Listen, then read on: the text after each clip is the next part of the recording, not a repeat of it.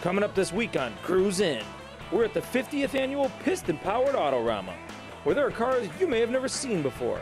Very rare. They made about 11,000 of them. I learned a few tricks about where to find parts. The body, the wood came from Home Depot. Now there's something you don't hear every day. Talk about workaholics. And I just like to work on big, heavy stuff. Yes, yes you do. This is a 1938 Lucé auto scooter bumper car. Hey, wait a minute, that's not a car, but I'd sure like to have one. Plus, how we panel line the car, put the fenders on, put the hood on, and get the gaps to where there should be. The Buckeye guys rebuild an iconic Mustang. Cruzin from the IX Center starts now.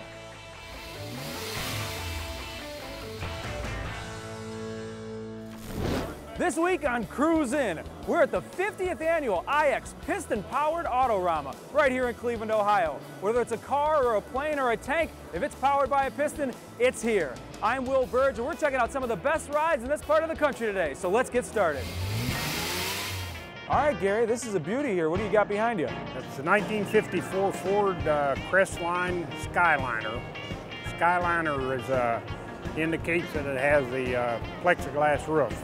Yeah, I've never seen that before. They're pretty rare, huh? It's very, very rare. They made about 11,000 of them, but if they're 62 years old, there's not many left. And it's plexiglass, not regular glass, huh? No, the roof is plexiglass, yes. So this is one of the first sunroofs, apparently, or moonroofs, huh? Yeah, well, it's the first sunroof, but it doesn't open, but it lets the sun in. So how long have you had it? I bought the car in 2009. The car had sat for 30 years in a garage. Wow. And I brought it and I did the restoration. How much work did you have to put into it? I put about 2 years working on it, not every day, but you know, pretty regular. I've got a lot of hours in it. I wouldn't even want to guess how many hours I've got in the car. Was this something you were looking for at the time, or you just kind of stumbled across it? No, I just stumbled onto it. Actually, my grandson found the car, and I wasn't really looking for it, but when I saw it, I wanted it, and I bought it. Did you know how rare it was the second you saw it? I did. I did. I remember the cars when I was a kid. I mean, I knew of this car, but I hadn't seen one in a lot of years. But yeah, I realized it was a rare car. Yeah, I gotta imagine when you take it to shows and stuff, people must be stopping by all the time because they don't see stuff like that. Most people haven't seen a car with this roof. They've never seen one of these. So the plexiglass, that was in the same condition when you found the car, or did you have to do any restoration of that as well? No, the roof, I just cleaned it up. It's nothing done to it. What was the toughest part of the restoration you had to do? The whole thing was pretty tough. It needed a lot of work. Like I said, it sat for 30 years, and we did a lot of work on it. And was this the original color too, or did you just switch the color up? It's the original color, yes. What's that color called? Coral. Coral? Yes. It's beautiful. All right, Brian, well, it's not every day you see at an Autorama an airplane. Did you fly this one in today for us? We did not fly in today. We flew in a couple days ago, but we got up here in Cleveland right before the weather hit and got in the show for the weekend.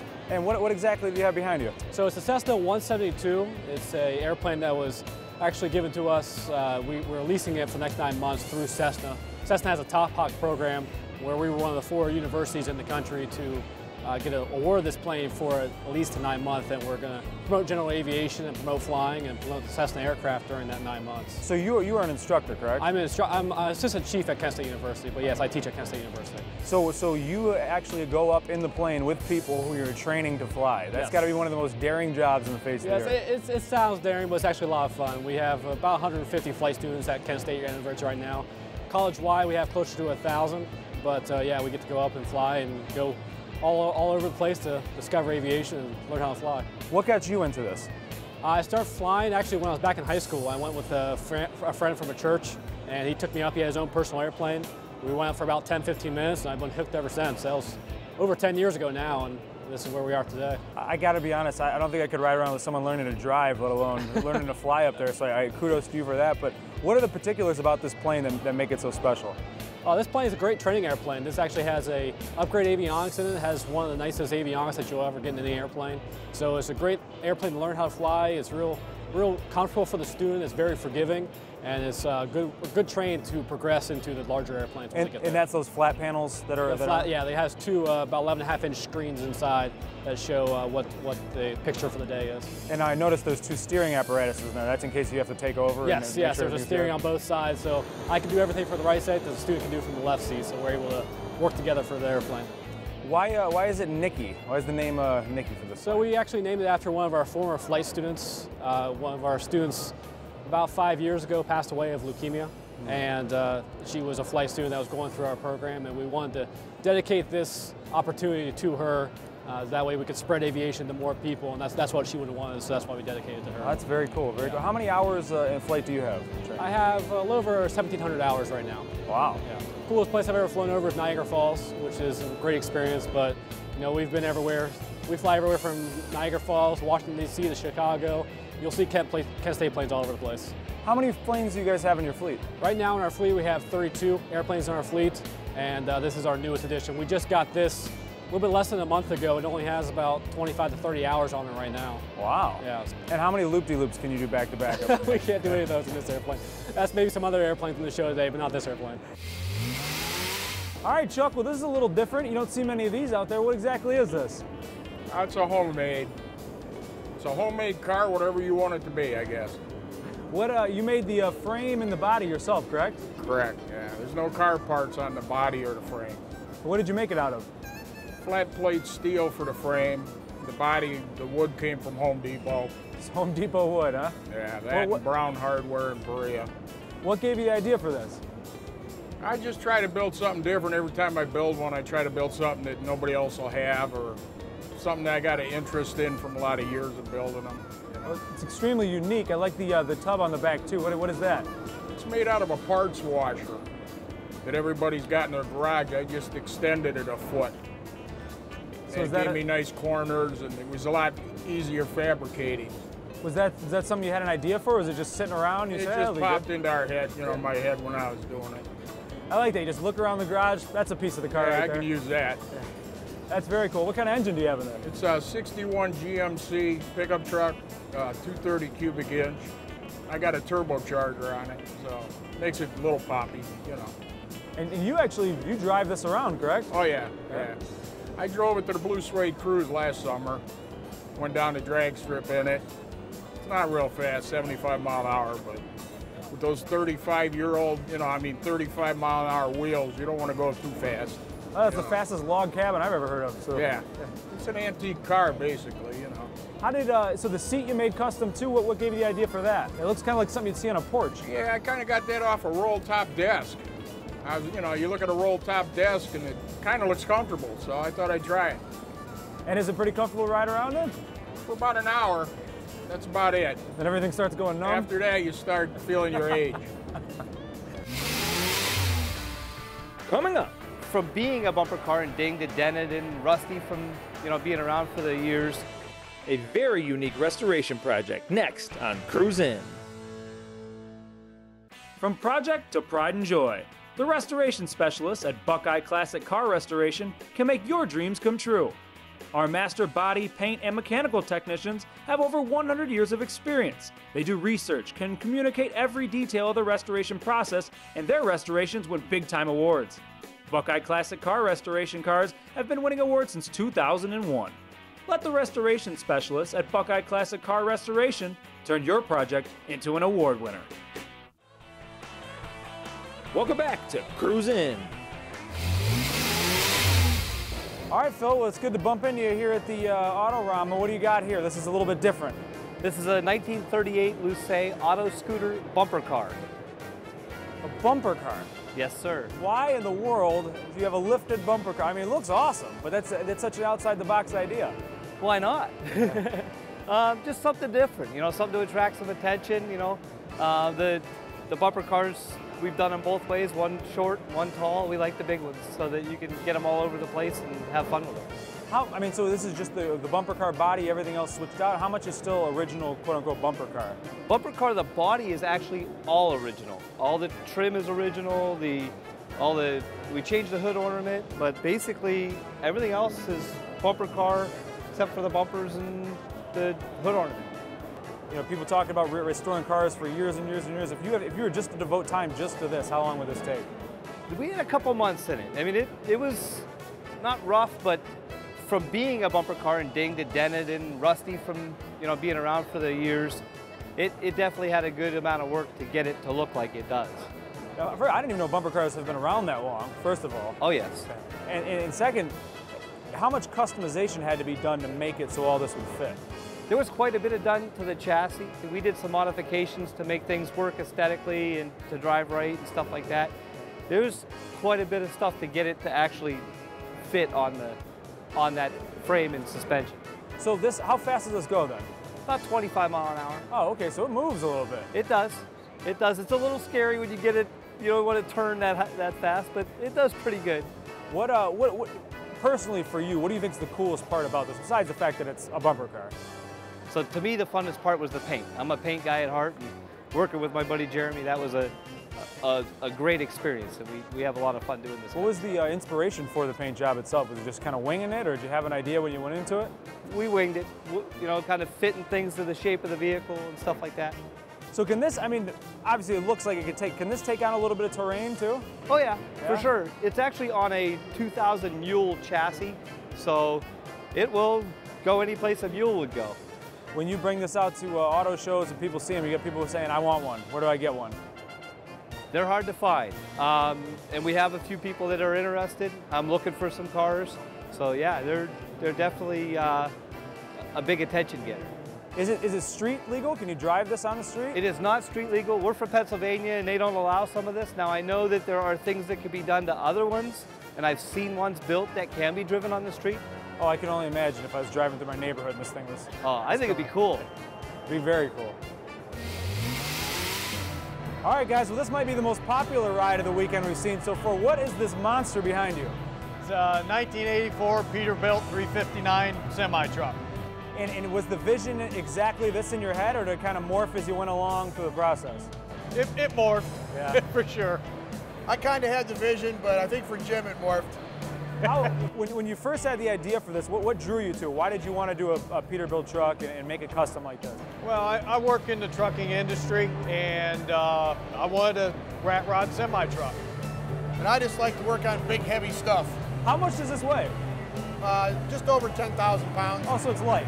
Yeah, it's very light. Yeah, very light. In the big truck world. What all has been done to it? I mean, obviously it looks nothing like a 1984 Peterbilt truck. It's easier to say what hasn't been done. It's the original cab and the original motor. We built a custom chassis for it that's on a air ride suspension. The steering has all been modified.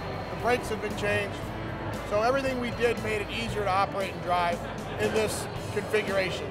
How much fun has it been driving it around these first few days? Crazy fun. Yeah. I gotta imagine, I mean, we're seeing the crowds gathered around it here, we're looking at it. I mean, this is by far the most popular car we've seen so far, but driving it on the street, what kind of reaction do you get? People don't know what to make of it, you know?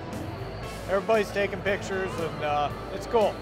And was the original idea, we were talking, that you wanted to make it a little bit more of a sturdy ride, because you had this running before, correct? Yes. And why did you want to do the changeover? Well, it was just brutally rough. It was a spring ride, the original suspension from the semi-truck with no weight on it, so to speak. And it was just, it was very cool, but it was not fun to drive. How fast do you think this could go? Fast enough. We honestly don't know yet. You haven't got it out there and opened it up yet? No. It should cruise around 85. Really? Yes. That's amazing, something that heavy to be able to... Well, when you look at the size of the motor and the weight ratio, it's definitely there to go that fast. It's true. It's about, it's about half the size. Typically, that motor hauls a 50,000-pound load. Wow. So anything else you want to have done to it? Are you completely done? Is it... Wipers. That might help. And air conditioning. Yeah. I say, in Northeast Ohio, you might need both those things, especially... We want to work towards air conditioning, just some comfort things. Yeah. Is there a name for the truck itself? Have you named it yet? Overkill. Overkill. Very fitting. Very fitting. I like it. Thank you guys very much. Thank you. Thank you. Next up. Yeah, you want to make sure everything's pre-fit when you're doing body work, because if you don't pre-fit it, then after it's painted, you have a real mess. No one wants a real mess. The Buckeye guys after the break.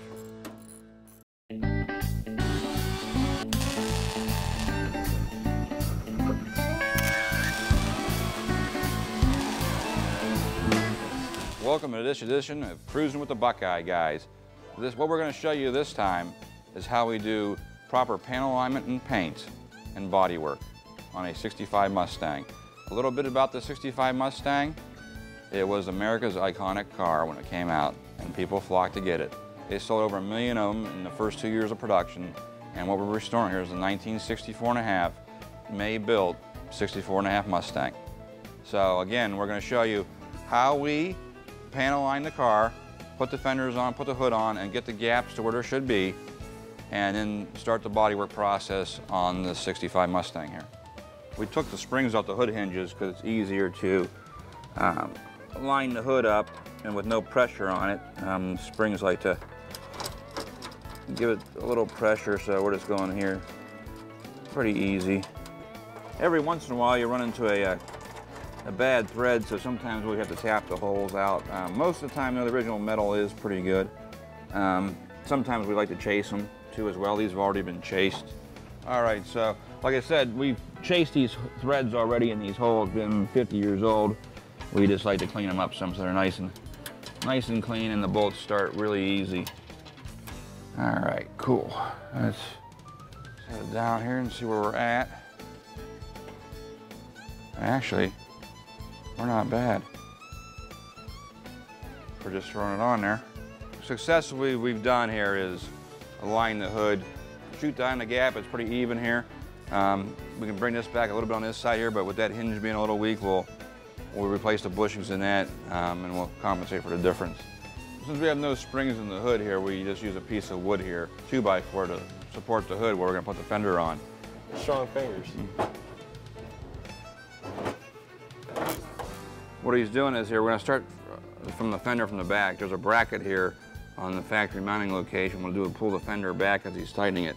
And if it pulls it back too far, then we'll have to shim that area there. So we'll see what happens here. Yeah, you wanna make sure everything's pre-fit when you're doing body work, because if you don't pre-fit it, then after it's painted, you have a real mess. And this is why body work is so expensive, because all this has to be done. From the time we started here in bare steel, to the time we're done with about 350 hours on this paint job.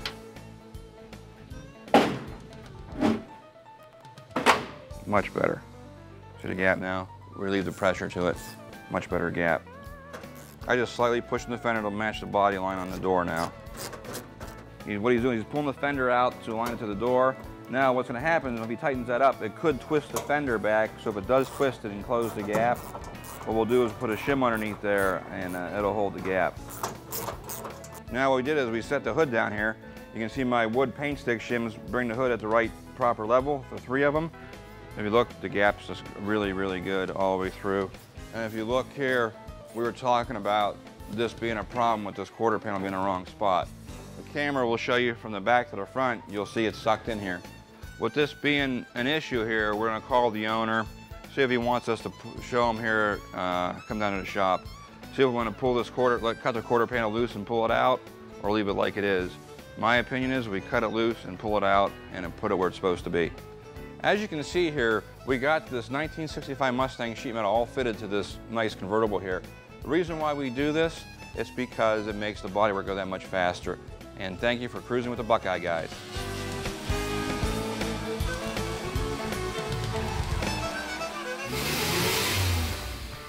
Coming up on Cruzin.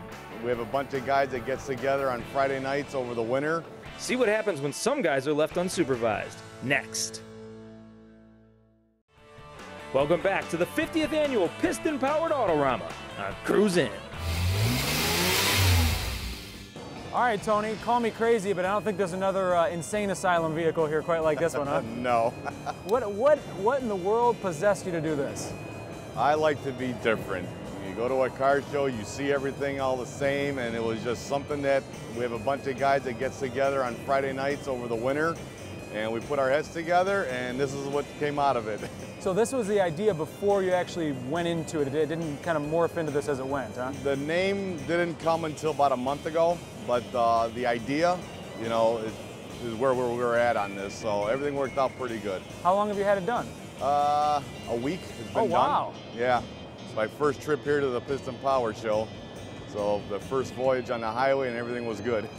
Well, you made it here safe. Yes, That's everything was good. I love the skeletons in the back. You got the rats crawling through the side. How did you guys come up with the idea of making it kind of that haunted, crazy wagon look? Just everybody's idea. We don't know if it was originally an ambulance or a paddy wagon, so with an ambulance theme, crazy, and that's what we wanted to be, so that's where we got the skulls from.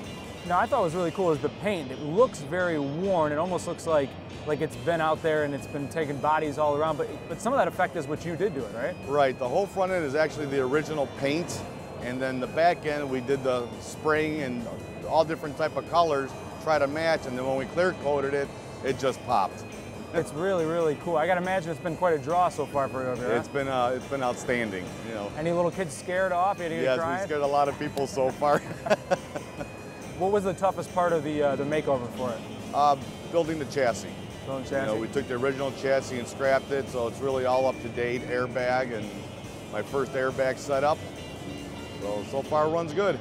And the paint job on the side is awesome too. Yeah, all black, and I make wrought iron railings for a living, so I did the bars so you're caged in. Has anybody rode in the back yet? Not yet. Somebody, have you got bad kids or something running around? You throw them in the back, they can't get away anywhere. And did people think you were crazy when they asked you what you were making? You told them, well, I'm making an insane asylum. Yeah, people shake their head, roll their eyes, and some laugh. So we don't know what they're what they're thinking. Halloween? You gonna do anything special with it for Halloween? I don't know. It's a good idea. Our buddy says you have to go to the haunted houses show, so we'll see. Yeah, I think you have to at this point, right? You're pretty much committed to it. Well, we appreciate you showing it to us. It's scary good. All right, thank you so much. Thank you.